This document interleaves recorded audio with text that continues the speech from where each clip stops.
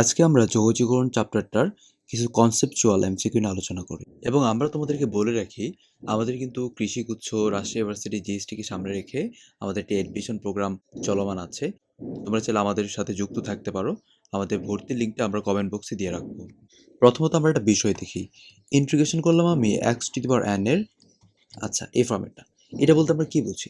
আমরা বুঝি এক্সের সাপেক্ষে x to the power N এর ইন্টিগ্রেশন, তাই না? তাহলে এখানে দেখো যে চলকটা আছে সেটা কিন্তু এক্স, এবং আমরা কিন্তু এক্স এর সাপেক্ষে ইন্টিগ্রেটটা করতে বলছি, বুঝতে পারছো? তাহলে এখানে যে আমার অ্যাপ্লাইটা হবে সেটা কিন্তু x to the power n plus one by n plus one. এখন যদি আমরা এই ম্যাথটা দিকে তাকাই ওই সেম কনসেপ্টে, যে এখানে কিন্তু যার সাপেক্ষে বের করতে বলছে ইন্টিগ্রেশনটা সেটা কিন্তু পি, বুঝছো? তাহলে এখানে চলক হিসেবে কাজ করবে পি, আর কি হচ্ছে কি তার একটা সহগ, বুঝে গেছে? তার মানে আমরা কিন্তু কিউ এর তার এখানে কোনো প্রভাব নাই, সেটা ইন প্রকারে ছিল, আমি সামনে নিয়ে নিলাম। তার মানে জাস্ট পি ডিপি বলতে পারি, বুঝে গেছে না? তার মানে কিন্তু বলতে পারি আমরা এটা পি স্কোয়ার বাই টু চলে আসে। তার উত্তর কি আসবে? উত্তর চলে আসবে p square q by two. এখন এই ম্যাথটা আমরা চিন্তা করি, একটু আগে বললাম তো, দেখো আমরা কিন্তু নর্মালি জানি ইন্টিগ্রেশন ডিএক্স, বুঝছো? তার মানে কিন্তু এক্স এর সাপেক্ষে আমরা বলতে পারি ওয়ান এর ইন্টিগ্রেশন, সেটা কি হয়ে যায়? এক্স হয়ে যায় না? মানে যে চলকের সাপেক্ষে ইন্টিগ্রেশন করতে হবে ওইটা উত্তর হয়ে যায়। তাহলে এখানে দেখো তো ওই চলকের দায়িত্ব কে পালন করতেছে? যার রেসপেক্টে করবো আমরা সেটা হচ্ছে ট্যান ইনভার্স এক্স। তার উত্তরটা কি হয়ে যাবে?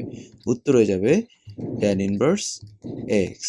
এখন সবচেয়ে বেশি ইন্টারেস্টিং আমরা একটা ম্যাথ করতে চাইতেছি। One by one plus x স্কোয়ারের ইন্টিগ্রেশনটা কি এক্সের সাপেক্ষে, যেহেতু চলক এখানে এক্স, আমরা কিন্তু এখানে এক্সই দিয়েছি। আমরা ডিডিএক্স এবং ইন্টিগ্রেশন কিন্তু জানি পরস্পর ঠিক উল্টা। ওকে, তাহলে চিন্তা করতে হবে এটা কার ডিডিএক্স ছিল, সেটাই উত্তর। তাহলে এটার ইন্টিগ্রেশন উত্তরটা হয়ে যাবে ট্যান ইনভার্স এক্স। আশা করি এটা জানো। আচ্ছা, এখন আমরা এই ম্যাথটা একটু চিন্তা করি, কেন এর সাথে আমি এটা রিলেট করতে চাইতেছি। আমরা এই কস স্কোয়ার এক্সকে কিন্তু আমরা ইচ্ছা করে লিখতে পারি one by sec square x, তাই না? আর এখানে ডি টেন এক্স রেখে দাও, চলো কিন্তু টেন এক্স। ওকে, আমরা এখন ফর্মুলা জানতাম যে six square x minus ten square x equals to one. কী বললাম? এই যে six square x minus ten square x equals to one.